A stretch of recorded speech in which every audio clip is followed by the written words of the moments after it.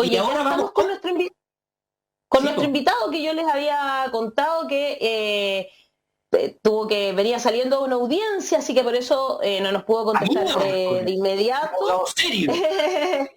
Un abogado de verdad que venía saliendo a la audiencia, así que por eso vamos a conversar con él a través del teléfono. Francisco Ugas, abogado, con quien queremos conversar sobre el magnicidio del presidente Eduardo Frei Montalva, tras la absolución de los 6 acusados, ¿verdad? Y todo lo que se ha generado alrededor de esto, ¿verdad? Porque ayer comentábamos la cantidad de cosas que salieron en el Mercurio. Impresionante. Así que bienvenido, Francisco, muchas gracias por conectarte con la voz de los que sobran. Muy buenos días, Alejandra, Daniel, Mauricio, muy buenos días también a sus auditoras y auditores. Un gusto estar con ustedes. Francisco, yo quería preguntarte cómo observas tú, para entrar de lleno en el tema, la decisión de la novena sala de la Corte de Apelaciones de Santiago de dar un vuelco tan dramático, tan brutal, y revocar un fallo de un ministro que estuvo investigando esto durante 14 años, ¿no? Cuesta entender, y no sé si es tan usual, que esto suceda de esta manera, en el fondo como dejando de lado y negando, ¿no?, todo lo que se pudo haber investigado en un caso además con tanta visibilidad como este. ¿Cómo lo lees tú desde ese lugar? Mauricio, la verdad es que cuando tomamos conocimiento de esta decisión de la novena sala de Corte de Apelaciones de Santiago, a mí me generó impacto, me generó cierta consternación.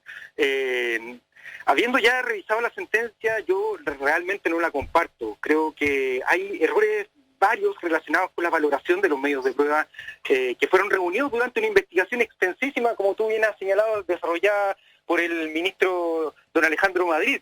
Claro. Y precisamente sobre esos aspectos de valoración de medios de prueba, en que nosotros entendemos ha habido una violación de las normas reguladoras de la prueba, es que nosotros vamos a construir nuestro recurso de casación dirigido a impugnar esta decisión, porque evidentemente no la compartimos y creemos que tenemos buenos argumentos que devienen del proceso y argumentos jurídicos propiamente tales que nos van a poder, espero, revertir esta decisión a través de la casación que nosotros interpongamos en contra de la sentencia definitiva de segunda instancia. Ayer, justamente tú, Daniel, hacías alusión a la sentencia. ¿Qué es lo que a ti te parece que no se ajusta a derecho finalmente, no? Mira, claro, varios puntos, estamos viendo por partes, si me lo permiten. En primer lugar, vamos por partes. Dice la Corte de Apelaciones de Santiago de que la muerte de don Eduardo Frei Montalva se produce por complicaciones médicas, ¿ya? Nosotros entendemos que eso no es así. Nosotros argumentamos de que estamos en presencia de un homicidio calificado por premeditación conocida y por veneno como crimen de lesa humanidad perpetrado en perjuicio de la víctima, ¿ya? Es decir, nosotros identificamos acciones dolosas que se cometieron dirigidas a precisamente cometer este delito. En ese sentido, creemos que es muy importante dejar en claro los siguientes aspectos. La Corte de Apelaciones de Santiago descarta la presencia de talio y gas mostaza para efectos de ser un elemento venenoso que en su interacción de alguna manera haya incidido en la muerte de la víctima. La verdad es que aquí en este caso tenemos dos peritajes, uno toxicológico realizado por doña Laura Berger y por otra parte un informe también pericial anatomopatólogo de la perito Carmen Cerda, quienes por distintas vías, por sus especialidades toxicológicas y anatomopatólogas, llegan a la conclusión de que se encuentran precisamente restos de talio y gas y sulfatos de mostaza, particularmente en pequeñas dosis. Y ellas explican la interacción precisamente de estos dos elementos que, en definitiva, llevan a la depresión del sistema inmunológico de una persona. Claro, la Corte, por ejemplo, discurre de que en 1988 recién se empezaron a realizar este tipo de investigaciones de orden científico, como afirmó una de las peritos, precisamente. Pero resulta que, claro, estamos hablando de aparatos de seguridad que generalmente van un poco más avanzados que la misma ciencia formal, por decirlo de algún modo, y claramente aquí se inoculó, porque lo establecieron estos peritos, precisamente ambas sustancias. Eso no ha sido desmentido por pericias posteriores. Por el contrario, Aurelio Luna, en su peritaje, da cuenta de que existen pequeñas dosis de talio y también de tiodiciclol, que es el sulfato, el componente de degradación del gas mostaza. Entonces, los peritajes dan cuenta de que efectivamente se encuentran estos elementos y la Corte los desestima. Por otra parte, hay una operación que es muy relevante tenerla en consideración. Don Eduardo Frei Montalva fue intervenido por esta hernia al hiato que le afectaba el día 18 de noviembre de 1981. Esa operación fue dirigida por el doctor Augusto Larraín y fue exitosa, según se declaró por todos los médicos tratantes, ¿ya? Ahora bien, él empieza a presentar cierta sintomatología en el mes de diciembre, básicamente meteorismos, ciertos vómitos, en fin. Y eso le lleva a que fuera reingresado el día 4 de diciembre de 1982 a la Clínica Santa María, ¿ya? Él es operado el día 6 de diciembre de 1982, ya no por el doctor Augusto Larraín, que le había dirigido la primera intervención, sino por Patricio Silva Garín. Patricio Silva Garín había sido condenado por el ministro Alejandro Madrid en la sentencia de primera instancia como autor del delito. Patricio Silva Garín era un agente de la dictadura. Patricio Silva Garín, en esa época, era funcionario del Hospital Militar. Patricio Silva Garín era el funcionario que estaba a cargo del Hospital de Campaña en el Estadio Nacional en 1973, ¿ya? Entonces, Patricio Silva Garín fue el único que aceleró el diagnóstico de una obstrucción intestinal que afectaba a la víctima, ¿ya? No habían elementos, exámenes que pudiesen justificar precisamente la existencia de esa obstrucción intestinal. Y pese a eso, él insiste, él fuerza la intervención quirúrgica, ¿ya? En una persona que tenía su sistema inmunológico deprimido, producto de la interacción del talio con el gas mostaza, y resulta que procede a la intervención quirúrgica y le resecciona más de 80 centímetros de intestino. Entonces, a una persona que está en estas condiciones, insisto, con su sistema inmunológico deprimido, que se le haga una operación de esta naturaleza, es prácticamente condenar tratamientos médicos para poder llevar a cabo esa intervención. Y eso lo afirman un panel de 10 expertos médicos del Servicio Médico Legal, que fueron convocados por el tribunal, el ministro Alejandro Madrid, quien en definitiva tuvo este informe evacuado por este grupo de 10 expertos que concluye de manera categórica que efectivamente esta intervención quirúrgica no estaba justificada y que no tampoco se justificaba la resección del intestino.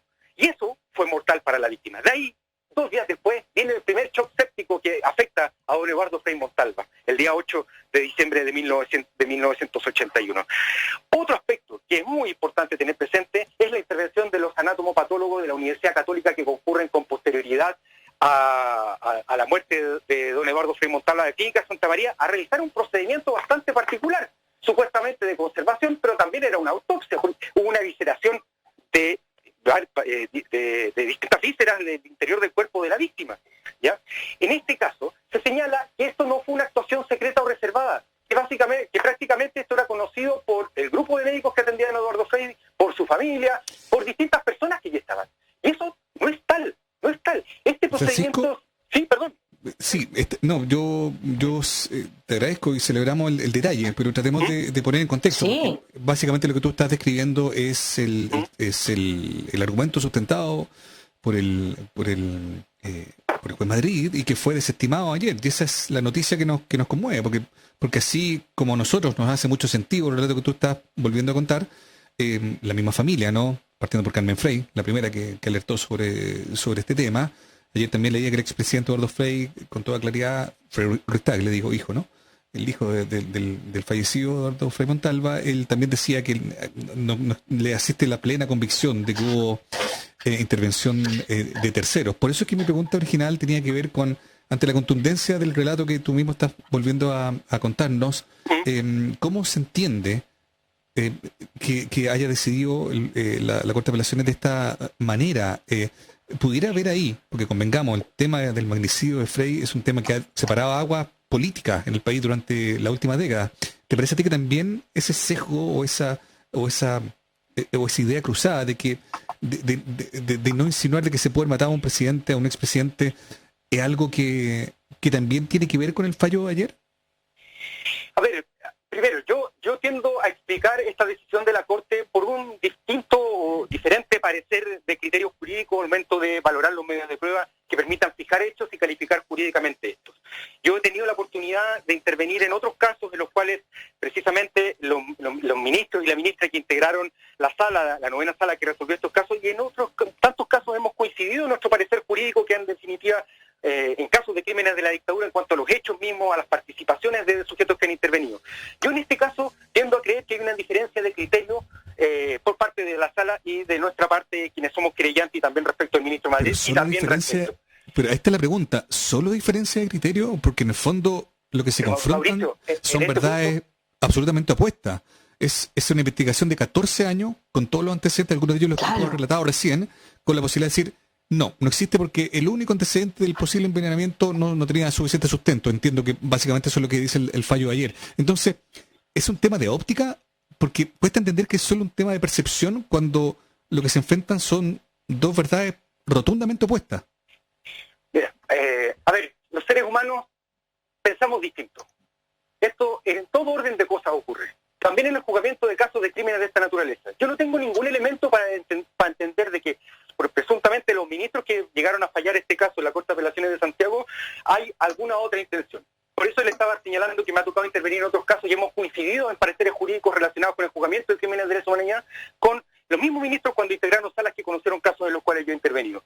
Yo, en concreto, no tengo ningún otro elemento, pero claramente hay un dispar criterio que es sustantivo.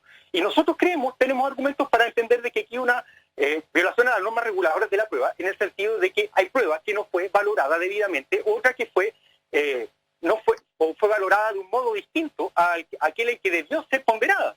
Y en ese sentido, sobre eso vamos a construir nuestro recurso de casación. Y la verdad es que hay múltiples elementos. Yo por eso le estaba dando al detalle cuenta de cuáles son los elementos que permiten controvertir precisamente la decisión de la Corte de Apelaciones. Sin perjuicio de ello, claro, es sin lugar a duda que esto genera una diferencia sustantiva respecto a un juez que investigó 14 años el caso y llegó a una determinada conclusión luego del despliegue de su investigación y en el marco sumario y posteriormente en el plenario, y que se expresa en esa sentencia el ministro Alejandro Madí, pero también la Corte y los ministros que integraron la Corte tienen también dentro de sus facultades subjetivas la posibilidad de analizar estos antecedentes y llegar a determinadas conclusiones que a lo mejor no se condicen con las que nosotros tenemos. Así yo lo entiendo. Mira, me gustaría como aportar algo un poco de afuera y desde el punto de vista jurídico, como lo plantea también Francisco. Cuando los hechos están fueron tan anteriores, esto fue en 1982, y el juicio partió mucho tiempo después, digamos. Hay muchos elementos de prueba, o más bien de los hechos, que están muy difuminados, muy poco claros, porque pasó mucho tiempo. Entonces hay que hacer una valoración de esos medios de prueba, y ahí donde hay diferencia. Yo comparto con Francisco lo que él dice, que en materia legal, en materia judicial, eso pasa. Y una valoración distinta de la prueba, Mauricio, provoca que para unos hubo magnicidio y para otros fue una persona que murió por complicaciones médicas, porque los hechos pasaron hace mucho tiempo y los elementos que tú tienes para juzgar esa prueba son mucho más opinables, por decirlo así, porque si es suficiente, voy a poner un ejemplo, si es suficiente que se haya notado que había un elemento o residuos de un veneno, pero que podría también ser imputado a otra cosa, entonces claro, valoras tú de forma distinta, diversa, elementos que podrían para unos ser constitutivos de un delito y para otros decir no es suficiente esta prueba que usted me está presentando y yo la valoro de una forma distinta, que no tiene la fuerza suficiente como para que yo creer que hay un homicidio. No sé si me voy a entender. Entonces, en ese sentido, quiero que entiendan un poco lo que está tratando de explicar Francisco en términos de que la valoración de la prueba cuando no hay hechos tan claros, porque pasó un tiempo largo, que permite haber dos interpretaciones y que, perdónenme, son legítimas. O sea, les voy a decir una experiencia personal respecto de esto. Hay dos familias de los Frey, la Ortega Frey y la Beca Frey, que piensan absolutamente distinto. La familia Ortega Frey piensa que hubo homicidio y la familia Beca Frey, partiendo por el papá, que es médico y estaba en el equipo de Eduardo Frei Montalva, piensa que no hay homicidio. Y yo no conversé con él. Entonces, imagínate ahí, si ahora volvemos a todos los años que pasaron, una valoración de la prueba, yo compartiendo lo que dice Francisco, de que hay elementos y que ellos se inclinan a que la prueba tiene que ser valorada de cierta forma. Sí, si me lo permiten, yo quisiera complementar lo señalado, gracias Daniel por lo que señala, con un aspecto muy importante que dice relación con la investigación de este tipo de crímenes como crímenes de lesa humanidad. Porque aquí pruebas directas, eventualmente declaraciones de testigos que pueden dar cuenta de precisamente de una acción criminal propiamente tal, o bien confesiones, es muy complejo de poder establecer. Generalmente los casos de crímenes de lesa humanidad ocurridos durante la dictadura cívico-militar que nos afectó en el pasado reciente ha sido las pretensiones judiciales quienes, como medio de prueba, las que nos han permitido establecer hechos y la participación de agentes en estos crímenes. Son excepcionales los casos en que tenemos prueba directa tan contundente. Y este es quizás la operación de inteligencia más sofisticada que se realizó por parte de la dictadura. Era matar al principal opositor a la dictadura de Pinochet, a la figura que le hacía peso, ciertamente, y le generaba problemas por la incidencia no solo que tenía a nivel interno, sino que también a nivel internacional. Recordemos que Frey era integrante de la Comisión Brandt en aquel entonces. Entonces, en este caso no vamos a encontrar prueba tan categórica en términos de decir una prueba directa, una confesión de un criminal que haya dicho, sí, yo maté al presidente Frei Montalva. No, no lo tenemos en este caso. Pero hemos tenido otros elementos que nos permiten presumir fundadamente a través de presunciones graves, precisas, múltiples, concordantes, que no se fundan en otras presunciones de que si hay un hecho criminal que constituye un homicidio calificado por premeditación conocida y por veneno, y en los cuales han tenido participación estos agentes, que fueron sancionados en primera instancia y que fueron absueltos ahora. Sí, eso, ¿qué dice nuestro público? ¿Cómo? ¿Qué cosa? Yo comparto plenamente con Francisco. Claro, o sea, yo también creo lo mismo, pero aquí Amelia Enríquez dice, cuántas mentiras, cuánta gente muerta, cuánto dolor, cuánta indiferencia, cuánto negacionismo, cuánto abuso, cuánta injusticia.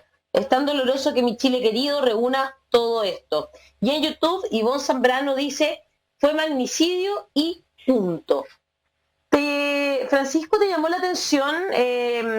No sé, por ejemplo, ayer nos mostramos nosotros el Mercurio venía desplegado, fue portada, después eran 9 notas en 4 páginas donde hablan, qué sé yo, las personas, los parientes de quienes estaban acusados. ¿Te llama la atención toda esta, no sé, orquestación de cierta prensa, digamos? Miren, siendo bien franco ante esta pregunta, el Mercurio, durante todo el proceso, ha estado tratando de perjudicar la instrucción del mismo. O sea, no sé si se recuerdan que en su oportunidad los mismos peritajes toxicológicos y anatomopatólogos fueron filtrados. Entonces, lo que ocurrió en cuanto a la cobertura por parte del Mercurio de esta noticia, de la sentencia segunda instancia de la Corte de Apelaciones de Santiago, no me extraña del todo porque ha sido parte de la campaña que precisamente ha llevado a cabo el Mercurio. Me llamó también, por ejemplo, no me extrañó lo que la segunda, el mismo día en que ocurren estos hechos, o sea, que sale la sentencia, ya a las 9 de la mañana era informada la sentencia, pero ya la segunda tenía una cobertura enorme del caso, el mismo día. Entonces, claro. Sí, hay ciertos sectores, hay ciertos medios que constantemente han estado dando, han estado realizando este tipo de conductas que en este caso realmente me parece que no corresponde. Y hay que dejar bien en claro también a la ciudadanía que, en definitiva, este caso no está zanjado. Queda la posibilidad de recurrir de casación para ante la Corte Suprema, y es ahí a donde vamos a discutir precisamente si esta decisión de la Corte de Apelaciones de Santiago se ajusta a derecho o no se ajusta a derecho. Daniel hacía hincapié en las diferencias de la familia. Carmen Frey siempre se ha visto bastante sola en esta cruzada, digamos, por llegar a la verdad sobre la muerte de su padre. ¿Sientes que también a ella se les desacredita un poco por ser mujer, por tener que enfrentar a otros sectores de la familia? Sí, estoy de acuerdo que ha sido una lucha que ha desplegado doña Carmen junto a su ya difunto marido don Eugenio Ortega, junto a sus hijos e hijas, han estado bastante solos, sin lugar a dudas, durante toda la tramitación del proceso. Si ustedes pueden observarlo en el proceso, querellante en el caso es doña Carmen y su hermana Irene.